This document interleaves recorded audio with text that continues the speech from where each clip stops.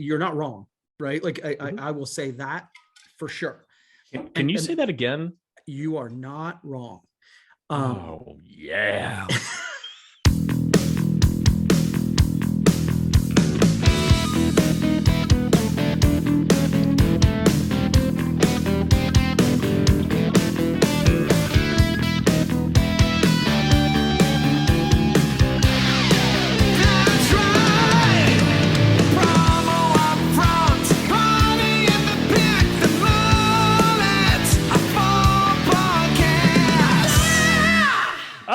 In the words of Def Leppard, step inside, walk this way. It's you and me, Kirby. Hey, hey. As we kick off episode number 99 of the PromoUpfront podcast, I am one of your hosts, Bill Petrie. With me, as always, the captain of corrugated cardboard yard signs, the one and only Kirby Hasseman. Kirby, how the hell are you today? Heavy. You and I have talked off air. I've written articles about it. We've had a lot of challenging times here in the last couple of weeks, not only locally, but nationally. And so, I think though I tend to have a pretty good perspective on those things about, and try to have a grateful attitude. The reality of it is there's been fires, there's been explosions in Coshocton. Obviously the shooting, you always say that the word tone deaf would be tone deaf if we didn't kind of allude to that, and that it's weighing on me. And so though I'm going to, continue to be as positive as I can. I mean, the honest truth is it's heavy.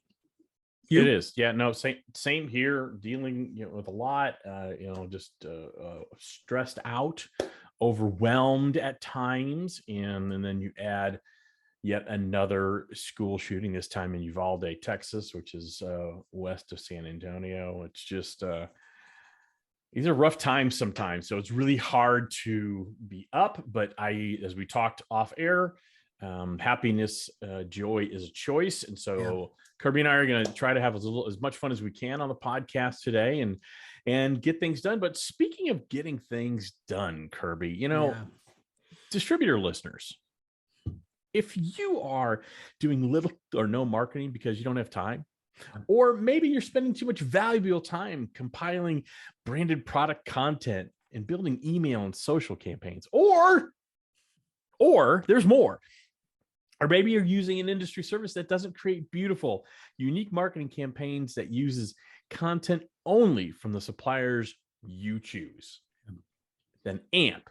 If you can answer yes to any of those questions, then AMP from our good pals over at PromoPulse is the marketing platform for you. Kirby, I know you're a big fan of it. You've used it, and it's been pretty effective for you and your business. Absolutely. And I think, the reality of it is, you mentioned it, the lifestyle images. I mean, I think what the best pieces of marketing in our industry are the ones where it's not just a picture of a mug with a logo on it. The lifestyle images are the ones that really move the needle. And Jason and the team at PromoPulse focus on those. And so you mentioned they're beautiful emails. They drive activity. And I think the automated part of it is so valuable because, as you said, we get really busy. And so then we forget to do it. And it creates sales cycles that go like this. And we've all had them, right? You're not doing the automated, the proactive stuff while you're busy. And so then you're not busy. And so I think it solves a bunch of problems. So yeah, I'm a big fan. 100%. You can set it and forget it. And again, they're from suppliers you choose, the ones you prefer. So you can amplify your sales by staying top of mind with all your clients consistently through those beautiful outbound marketing emails, using content from your preferred suppliers and campaigns that are unique just for you. It's really personalized. Best of all, it only takes 5 minutes to get started. And just like a Ron Popeil rotisserie chicken cooker, you can set it and forget it. That's right. You want more info? Of course you do. Head over to promopulse.io/amp. And I don't think you'll be sorry you did. It's well worth the investment, well worth the investigation. So here we are, episode number 99. Crazy. We are next week. We record episode 100. Now, Kirby and I are kind of wondering what we should do for that. If we should do anything different. We've bandied about some ideas, but for both of the people who end up listening to this podcast, if you would in the comments section put down what you'd like us to do. Is there a topic you'd like us to discuss? Yep. Is there something that we used to do in the podcast you'd like us to bring back for a special edition? So we are celebrating our 100th episode next week. Pretty excited about that. And so we'll go ahead and broadcast number 99, but we're pretty excited about number 100. Absolutely. It's and it's funny on those milestones, you're always just like, okay, do I do something different or do I just keep doing what I do? And so I think that's sort of what we're trying to figure out. Maybe we just play music. Maybe that's what people want. That's right. Yeah.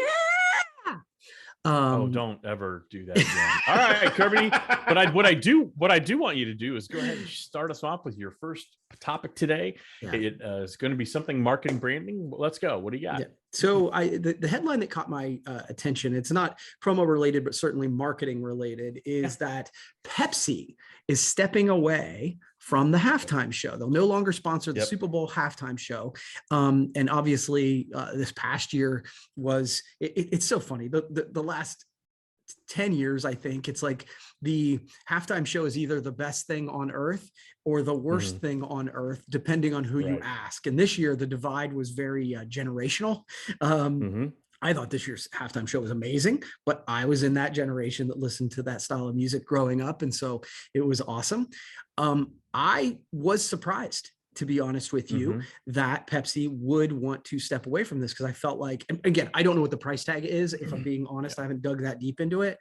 But man, you talk about brand recognition and the ads leading up to it and all of the things that go on. I was a little surprised. So I have a couple questions. Number one, are you surprised that Pepsi's stepping away? And number two, who do you think should step in? If you were the brand X, what would be a good sponsor for the halftime show? I have a couple thoughts on that if you want me to go first, but I wanted to know what your thoughts were with Pepsi stepping away. I'll go. Okay. I did not listen to that music growing up, and I thought the halftime show this year was amazing. So I think it was a lot of generational, but still, I mean, I think if you have an open mind, it was a damn good show. Yeah. Was I surprised Pepsi stepped away? No, because I'm sure the price tag is exorbitant, and I'm not sure what say they have in the entertainment. My understanding is that is NFL driven. And NFL doesn't even pay the performers to be there. It is a exposure only sort of payment system. Right. So I don't know what the cost of that is. I have to believe it's beyond my wildest comprehension. So it doesn't surprise me they stepped away, because I'm sure it's just a very simple spreadsheet analysis, right? Yeah. It's we spend this and we can't identify an ROI for that. As far as who's stepping in, that's the easiest answer in the world. And it's not Coke, by the way. Okay. It should be Dr. Pepper. It should be a soft drink of some sort. Okay. I think that would be smart marketing to hop in and say, well, they couldn't handle it. We got it. But the key is, I think, for, like I said, and I don't know this for fact, but my understanding is the NFL is the one that really kind of gets the talent. I would want, if I'm spending, again, I don't know, that is 20, 40, 50 million a year. I don't know what that is. I'd want to say, what did Bill Parcells used to say, the old football coach for the Patriots and Jets and Giants? If you want me to cook dinner, then you got to let me shop for the groceries. So if you want me to sponsor your halftime show, I want to say in who's performing. What about you? Were you surprised Pepsi popped out? And who do you want to sponsor that besides Hosman Marketing, which is clearly the choice? Yeah, right. I was surprised just because I did feel like it was prime real estate.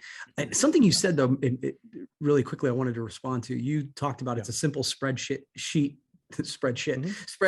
decision. And I think that is a challenge, right? Because I think that when you're talking about brand marketing, and we've talked about this on this podcast before, it is incredibly difficult to measure that from a spreadsheet perspective. And I think that we get, 100%. As marketers, we get in trouble when we do that. I do.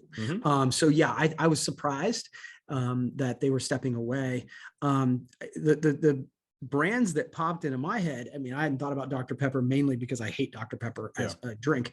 But I actually thought, well, the natural one is the Anheuser-Busch Bud Light, because they spend so much money, which means that I thought Miller Lite would make more Yeah. sense, because they could kind of steal some of that share without having to do the creative. Because that's the part that we don't talk about, right? Is that we always talk about, oh, it's this much to air an ad, but there's a ton of money in creative, which the halftime show in theory could have less of. And then the other one was just Doritos.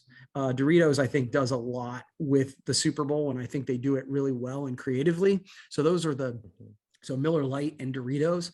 I'd actually be curious to hear what the audience thought. Who should pick up the ball and throw that in the comments after you tell us what we're supposed to do next week. Yeah, and you said, just to build on what we were talking about, the spreadsheet analysis, right? You do get danger. Very few people go to a business and say, "I saw your ad on this billboard. Right. Here's my money." Yeah, exactly. It's very difficult. So sometimes you have to go by, this feels like we're moving in the right direction. It seems like we're getting more engagement, things like that. Yeah. I think where you run into challenges is when companies are run, it always comes from the top, and you can tell companies that are run by sales and marketing folks, and you can tell companies that are run by accountants and analytics. And there's not one right way, by the way. Yeah. Each of those types of organizations are fraught with challenges based on the type of leadership. But you can usually tell, like, I don't know this, but I would bet money that Pepsi is run by more numbers-driven accountant people currently than creative marketers or salespeople that are looking for exposure to grow sales. So you can always tell those things. It's not hard to figure it out. Yeah, I think that is interesting, because from I hadn't thought about this till just now, but one of the things that I would be excited about from a marketing perspective is all of the news coverage it got, because it was polarizing, right? People either loved the halftime show or they disliked it. And in all those news stories, you were talking about the Pepsi halftime show. And so I think the marketers of the world were probably going, this is great. But the CFO saying, yeah, but show me where it sold a 6-pack. And I get exactly. And then both conversations. And then you have the other people that are constantly white knuckling in the organization. They're constantly white knuckling the halftime shows are going to be controversial, and is our name going to be attached to that? Right. So you have that aspect too. Good, interesting stuff. Yeah, I'd love to hear from both our listeners if who they think should be sponsoring our halftime show. So we got a lot of homework for them this week. We do. So I know we're trying to keep it positive, but I want to talk about something that in I think just the workforce right now, something that ASI brought out late yesterday. So this is a very last minute thing. ASI published an article about the mental health, how it's deteriorating among American professionals. And it's a study from a think tank called the Conference Board of 1,100 professionals, office workers. And here's some of the numbers, Kirby, and you don't need to write these down, just kind of absorb them. 50% of them reveal that their mental health has deteriorated since the onset of the pandemic. 58% of them reported that increased workload is the main attributing. That's what they attribute it to, increased workload. And what's interesting is the divide. 61% of remote workers versus 44% of office workers say that the increased workload is really taking the toll. So it seems to be hitting people who work from home more than it does people who are in a traditional office. The biggest issue, 84% say they often or always think about work outside of work hours. That's a lot. Yep. Now, some organizations are doing something. 88% of organizations are offering programs that support mental and emotional well-being, but only 29% of the respondents said that those programs were effective or useful. Right. So so I wanted to know, you run an organization, you run several organizations, you have employees. I know you personally, and I know you've one of the biggest hearts of anybody I know. And so with stresses and things like that, what did you try to do to help the emotional well-being of your organization? And how are you doing? What about your emotional well-being? I think that despite all of the things that we talked about at the beginning of this podcast, the realities of the world today, I'm doing very well. So thank you. I don't know if this is the direction that this makes sense. And I think what I'm about to say might be a little bit controversial. But I believe that with every turn, every change, everything that we do, that there are consequences and unintended consequences. And from my perspective, this is one of the unintended consequences of completely working from home. Yep. And I know that's going to be an unpopular opinion. I don't think so. We are not meant to do life alone. I don't think it's a coincidence that people who are at the office are saying it's 44% and the people who are at home are at 60 whatever percent. There is value in having a commiserate relationship with other people. I really believe that. And to answer your question, what am I doing? I am going around every single day, checking in 5, 10 times a day with employees and saying, how are you doing today? What can I do to help? Yes, you can in theory do that on in a virtual world. I don't think people are, because it's not like, for me, it happens every time there's a break. I'm like, I'm working on something. I'm editing this podcast. I'm doing this. Okay, it's time for me to take a quick break. I'm gonna walk up and check on people. And obviously then we can do fun stuff, and we can, like, literally one of the things when I interviewed a bunch of my employees at the beginning of this year and said, what are some things you'd like to see us do? Several employees, unprovoked, they didn't know what questions I was going to ask them, in back-to-back meetings said, I really want to do things, get together and do things that are fun again. Yeah. I miss that. I think that I'm a believer in the hybrid concept where you can work from home if you need to, but that I think there needs to be a space where you get together, and it's what we do. So I put my money where my mouth is. We own the building that we're in. I believe that the unintended consequence of working alone is that you're going to see more anxiety and depression. That's what I think. First of all, I agree with you 100%. And second of all, I don't think that's controversial. I think what you said is exactly correct. We are social beings. We're meant to be around others, and the unintended, there is a law of unintended consequences, and that is that there is a feeling of being alone, that you're by yourself, and that you're kind of battling everything alone. And it's not natural or organic to create conversations through Zoom or a phone call, as opposed to just walking in a hallway and you're going to get a cup of coffee while someone else is going to the restroom, and you have a little bit of an interaction, or you're just like, I need out of here. Let's go to lunch. It just, that can't happen when you're alone. That's something I struggle with. And right now I'm not okay. I'll be the first to tell you, I'm not a great husband. I am not a great father right now. I'm working way too much because I don't know how to turn it off. Right. Because running a small business, there's always something to do. Yeah, and there's always something to do. And I don't have that natural break of leaving the office and driving home. Right. Where my office is located in my house, I walk by it 85 times a day. Right. So it's always going, Bill, come work on this. Yeah. And so it's something I've learned about myself. I'm very effective working from home from a output standpoint, in a creative standpoint. I am horrible at self-care. Right. Increasingly horrible at self-care. Today's Wednesday. We're recording this week. Monday night I worked till 10:30.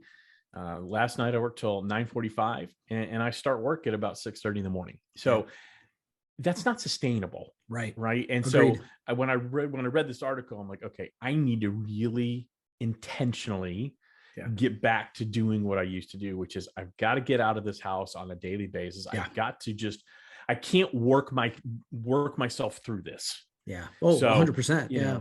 And I guess the reason I'm sharing this is, I think outwardly everybody, oh man, happy guy. And I am happy. I'm not an unhappy person, and I'm not depressed, but man, I'm tired. Yeah. And I guess I'm sharing this and being a little vulnerable. You guys aren't alone, man. Yeah. I mean, we are all going through, every single person is swimming through their own personal river of shit. You just don't know what it is. They are. And it could be professional, it could be personal, it could be a lot of things. So I am going to reset over the Memorial Day weekend. And I am going to start next Tuesday intentionally making sure that I get out of this house and take breaks and really try to re-energize myself. I'm energized. That's probably not the right word, but just take care of myself, because I don't want to fall into some sort of, workaholic depression. Yeah. And to be honest, and just again, kind of to echo what you're saying, the reason that I landed where I did is that when I started this, I was working from home. And my great fear was that I was a terrible college student, terrible. Like it was really bad. I made it through. But I was concerned. I'm like, oh, if I work from home, then I'm not going to work. And it was exactly what you said. It was the opposite. I was up at whatever time and I worked until I went to sleep. And so it's the reason I went and bought a building, because I'm like, I have to have a separation. I know that about myself. I get that we're all different. So I struggle to give blanket statements, but I'm seeing it play out with, studies like this over and over again. So I think what you're going through is exactly right. Well, and I agree with the hybrid model. Like in my perfect world, I'd have an office I could go to when I wanted to, and I would decide what that is every week. If I had a bunch of stuff to crank out and I wanted complete silence, then I'd go to the office, So anyway, it's something to pay attention to. If you're, and I would probably be remiss if we didn't say, look, if you are struggling and if you are really, really struggling, talk to someone, please. I will speak for Kirby and I here. We are, if you know us, we will listen to anybody. So if you don't want to talk to anybody, talk to us, talk to a professional, but make sure you take care of your mental health. It's a pretty serious stuff. All right, Kirby, I didn't mean to bring us down. Just thought, no, it's good. So it's a really good topic. Yeah. Really, and thanks to ASI for doing that. That's really great, great stuff from our good friends at ASI. All right, Kirby, what do you got? Kind of sort of builds on this, but not really. But the headline was the grass isn't always greener. So apparently new research into the American job market is showing that people who recently quit their jobs are itching to quit the new job too. And so according to a survey of 5,000 employees, 21% of American workers who took a new gig in the last year, 40% of that group is actively looking for another job. So I thought that was pretty interesting. Like I actually just saw this morning. That, we've talked about the Great Resignation and how it was affecting so many employers. And we've even talked about how, the positive side of that is we weren't talking about people who are just starting businesses, right? Yeah. But it is interesting that we created this name for the Great Resignation, and it sounds like 40% of that group is not happy in either place. Yeah. Does that, I guess the question is, does that surprise you? Because I got to be honest with you, it didn't surprise me. Not one bit. Yeah. Not one bit. And I always wonder if now, 40% is a big number, right? Oh, it's a huge number. Yeah, like I'm no mathematician, Kirby, but that's 4 out of 10. So I wonder if we're going to end up calling this, instead of the Great Resignation, I think it might be better to call it the Great Restlessness. I think that, and this is probably where I'll sound like old man Petrie and get off my lawn, but I think this is a byproduct of instant gratification. And when you grow up with, and that's not to say kids these days are spoiled or anything like that. I'm not saying that, but if you grow up and you only respond to instant gratification, there's never a banking of experiences to get to the end result, or there's never that saving up. If it's all about instant gratification, then you're going to start a job, and 4 days later you're going to be like, this sucks, I'm out, I want to quit. So no, it doesn't surprise me, because I do think it's not a generational thing, by the way. I think it's more of a technology thing. And we've got cell phones, and I get my candy right now, and I get my feedback right now, and all that. And I think, unfortunately, that feeds into this feeling of, well, I thought this was going to be just super kick ass, and it's not as kick ass as I thought. And so now I'm going to go somewhere else. So no, it doesn't surprise me at all. I don't know how to get around it. I really don't. So I think you're going to see a lot of this. Yeah, so my take on it is I don't think it's new. I think that the reason that it showed up in 21% of American workers took a new gig, right? 21%, because there were so many jobs right then. And so the choice was out there, and people who are historically job hoppers had opportunities to job hop, right? Right. What we're seeing right now is the numbers were so high because there were so many opportunities. I think there have been, when I was younger, there were people that you saw and it was like, oh, every 6 months they jumped into a new job. Right. That's something that's been going on for a long time. Now it's just happening at scale because there were so many opportunities. I think you're 100% right. And I also think, Kirby, that there does seem to be a lack of willingness to do traditionally not fun jobs. Yeah. I don't know how people are making ends meet. I really don't. But I mean, I still go, pizza places can't find delivery drivers. Right. Restaurants close their patios because they don't have enough servers for it. Right. So I don't know what's going on. I don't know if it's a wage issue. I don't know if it's I deserve to be happy in everything that I do. Yeah. I think it's a lot of that, but you're right. Job hopping's been around forever. And it will always be around forever. I just think there's more of it now. Yeah, I struggle with it. Sorry, I apologize to interrupt. Mm-hmm. I struggle with the idea that it's wage. And I know that'll be an unpopular opinion. But the reason I say that is let's just use the servers. I know, like, I was a server. Okay. So I get that the hourly wage is really low.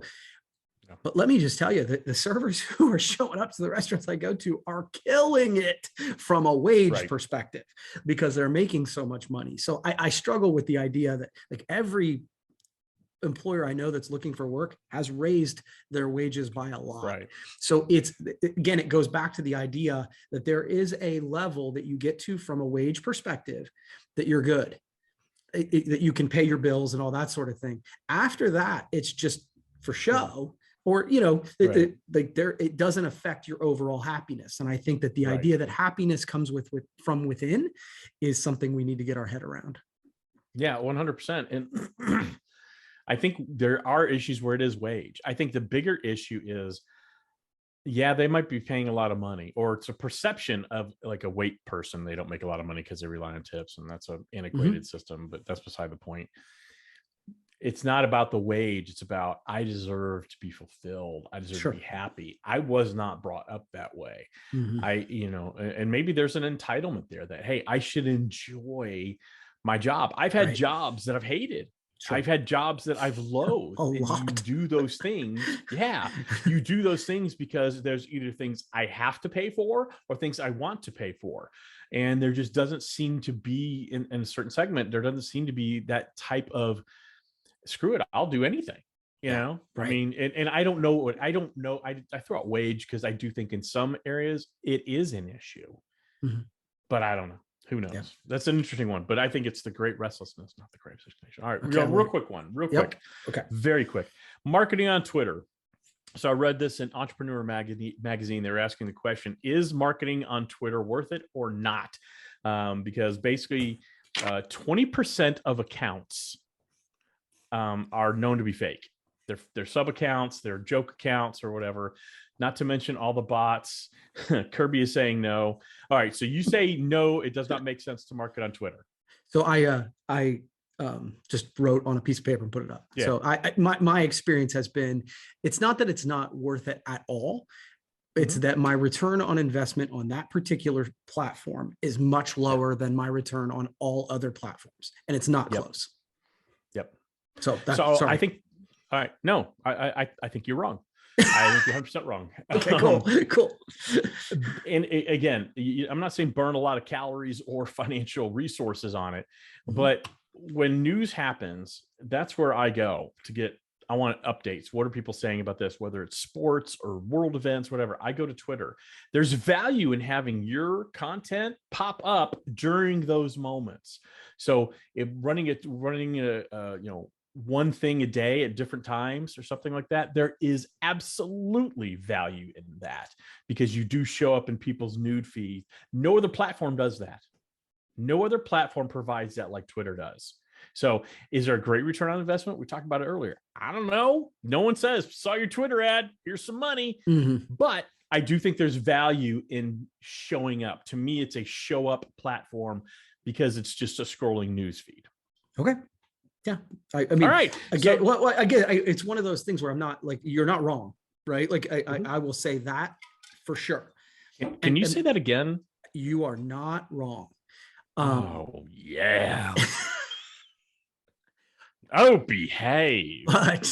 But I think when I look at the amount of calories, as you said, that I burn on other platform, when they're equal, I get more return on other platforms. So I guess that would be, I think Twitter is one of those that if you burn a lot of calories, I think you could get a lot more return than I'm getting. I don't know that I could get as much. So again, you're not wrong, but it's just not been my experience. I don't think it's something you focus on. I think it's something you just go, well, I'm just going to resize this and shorten the message and put it in Twitter because someone might see it at the right time, at the right place. That's it. Cool. But let's talk about being at the right time in the right place. If you are listening to this podcast, you sure are damn in the right place in the right time, because PromoPulse AMP, their marketing service, is just for you. If you find yourself not doing any marketing, if you find yourself burning a ton of calories on your marketing, hey, stop it. Head over to promopulse.io/amp. Check out their AMP marketing service, beautiful curated content that you get to pick, sent directly to your clients when you want to. You said it and you forget it. But what we don't want you to forget is next week is episode 100 of the PromoPulse podcast. We've got a special theme song for you. We've got special other things for you. We've got, like, really the biggest thing we have planned is